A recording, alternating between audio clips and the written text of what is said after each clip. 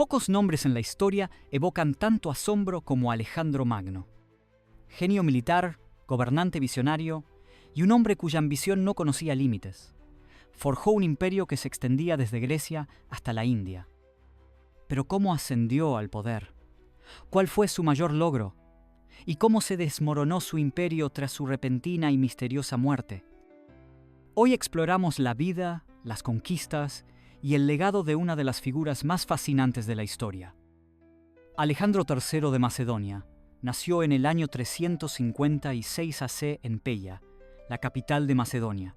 Su padre, el rey Filipo II, fue un brillante estratega militar que transformó a Macedonia en una potencia dominante. Su madre, la reina Olimpia, era profundamente espiritual y afirmaba que Alejandro no era solo un príncipe, sino hijo del mismo Zeus. Desde niño, estaba destinado a la grandeza. Su educación fue confiada nada menos que a Aristóteles, el mayor filósofo de su tiempo. Bajo su tutela, Alejandro estudió ciencia, medicina, literatura y filosofía. Pero no fueron solo los libros los que lo moldearon. Se entrenó incansablemente en combate, equitación y táctica. A los 12 años, domó al caballo salvaje Bucéfalo, demostrando su valentía. A los 18 años, Alejandro luchó junto a su padre en la batalla de Queronea contra las ciudades-estado griegas. Fue allí donde demostró por primera vez su genio táctico, liderando la carga de caballería que destrozó a la banda sagrada de Tebas. Pero en el 336 AC, su mundo cambió para siempre. Su padre fue asesinado. Con solo 20 años, Alejandro ascendió al trono. Su primer reto fue asegurar su reino. Al convertirse en rey, muchos pensaron que Alejandro era demasiado joven e inexperto. Ciudades griegas como Tebas y Atenas se rebelaron contra el dominio macedonio, pero Alejandro respondió con eficiencia brutal. Marchó hacia Tebas, aplastó su ejército y destruyó por completo la ciudad, dejando solo sus templos en pie. El mensaje fue claro. Macedonia no debía ser desafiada. Con eso, comenzó el camino para conquistar Persia. La primera batalla tuvo lugar en el río Gránico, donde los sátrapas persas habían reunido un ejército para detenerlo. En lugar de esperar al enemigo, Alejandro cruzó el río directamente, liderando una carga de caballería audaz. Contra todo pronóstico, venció, asegurando Asia Menor, actual Turquía.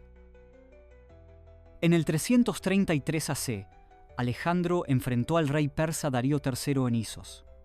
A pesar de estar en desventaja numérica, ejecutó una maniobra de flanqueo magistral, atacando directamente a Darío.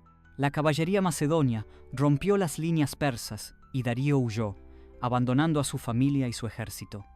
Alejandro trató con respeto a la reina y princesas persas, ganándose la admiración incluso de sus enemigos. Luego puso la mira en Tiro, la gran ciudad fenicia. Tiro era una fortaleza isleña, aparentemente impenetrable, pero Alejandro, decidido, construyó un camino hacia el mar. Tras 7 meses brutales, Tiro cayó. Esto fue prueba de su tenacidad. Nada podía detenerlo. Tras Tiro, Alejandro marchó hacia Egipto, donde fue recibido como libertador. Los egipcios, que odiaban a los persas, lo coronaron como faraón. Fundó Alejandría, ciudad que se convertiría en un centro cultural del mundo antiguo. Buscando guía divina, viajó al oasis de Siwa para consultar el oráculo. Lo que allí se dijo sigue siendo un misterio, pero la leyenda dice que fue recibido como hijo de Zeus, reforzando su creencia en su destino divino. En el 331 AC, llegó el enfrentamiento final con Darío III en Gaugamela. Darío reunió un ejército de más de 250.000 hombres y numerosos carros de guerra. Pero la genialidad táctica de Alejandro prevaleció. Su caballería rompió el centro persa y Darío huyó nuevamente. Con esta victoria, el imperio persa cayó. Alejandro era ahora el gobernante del mundo conocido. Darío fue abandonado por sus propios hombres.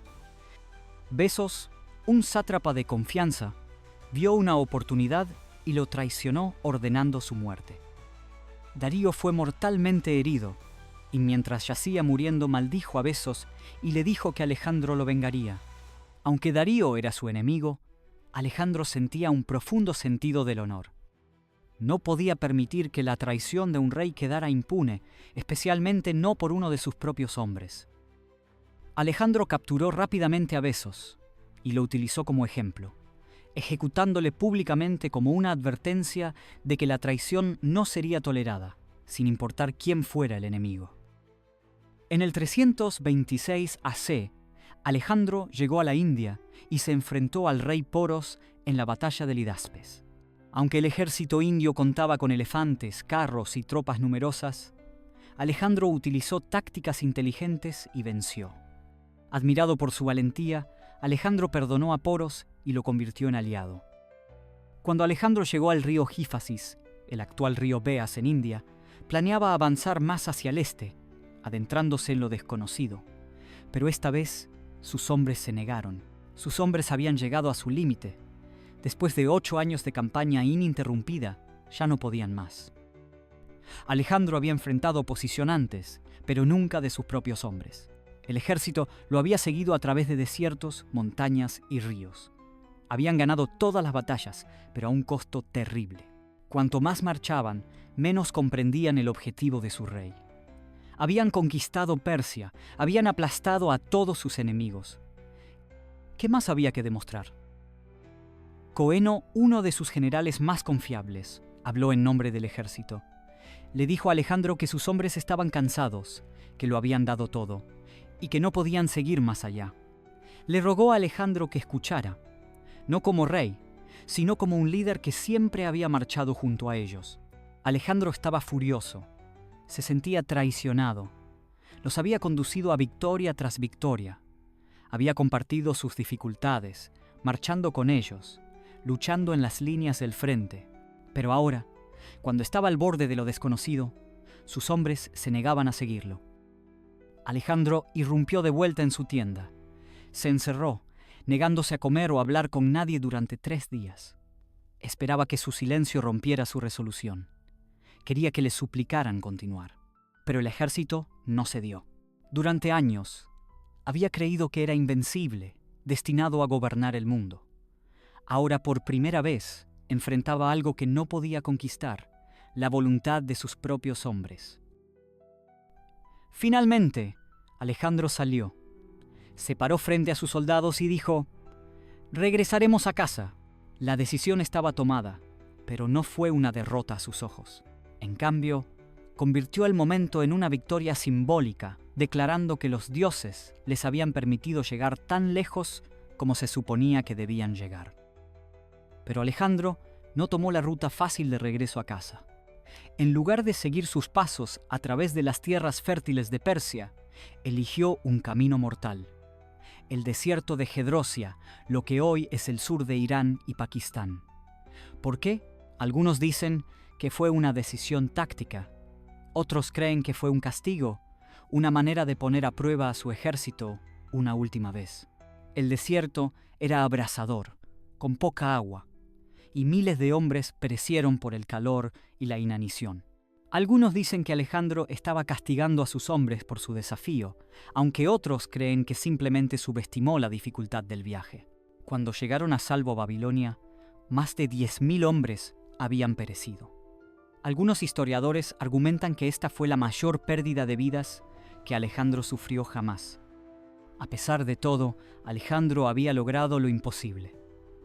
En poco más de una década había conquistado el imperio más grande de la tierra. Pero, ¿estaba satisfecho? Nunca. Incluso en Babilonia, estaba planeando nuevas campañas, esta vez contra Arabia. Pero el destino tenía otros planes. En el 323 AC, Alejandro cayó repentinamente enfermo en Babilonia.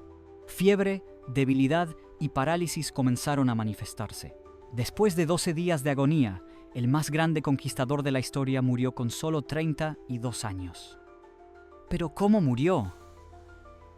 Incluso hoy, los historiadores debaten la causa de su muerte. Algunos creen que Alejandro fue envenenado, posiblemente por sus propios generales que temían su creciente ambición. Un veneno de acción lenta podría explicar el largo deterioro, pero ninguna fuente antigua confirma esto.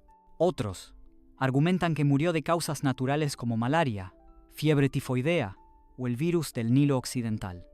La antigua Babilonia era un caldo de cultivo para enfermedades.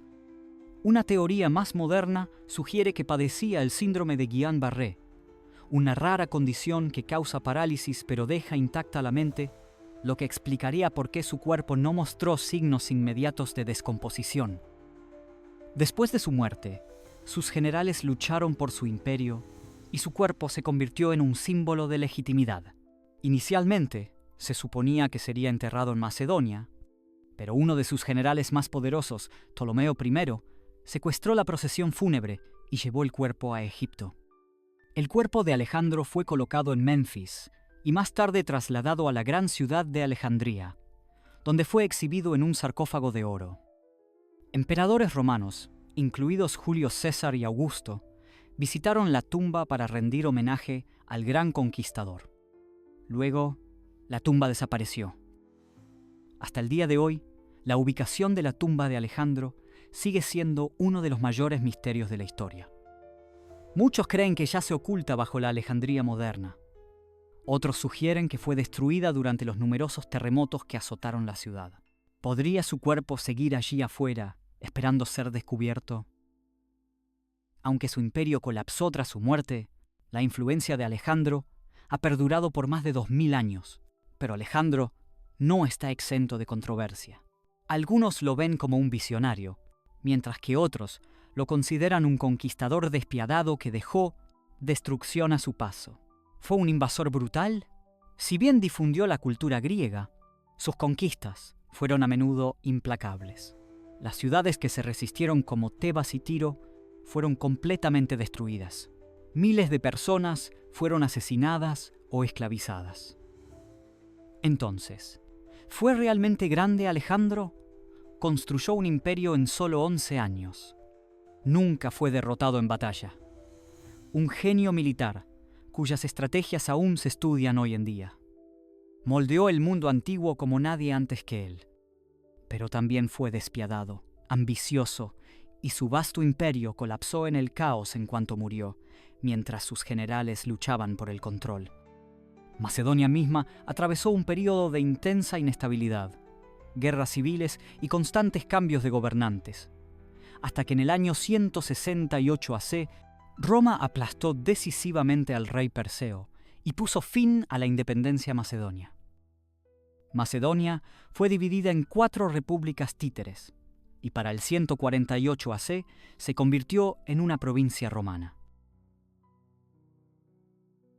Alejandro Magno, ¿un héroe, un tirano o algo intermedio? ¿Tú qué opinas?